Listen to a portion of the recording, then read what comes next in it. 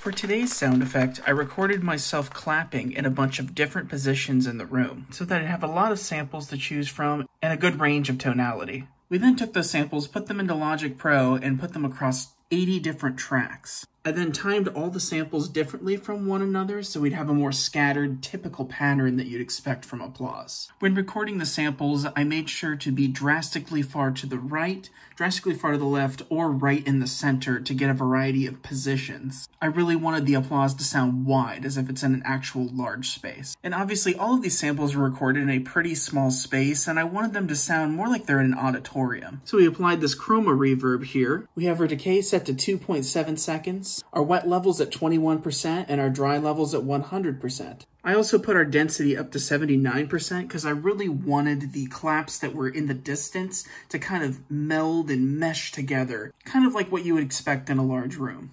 Anyway guys, that's it for the mix on this sound effect. I hope you enjoyed, and be sure to subscribe if you want to see more sound effects. Also check out EchoSFX.com, our new website, where all these sounds are going to be hosted as well.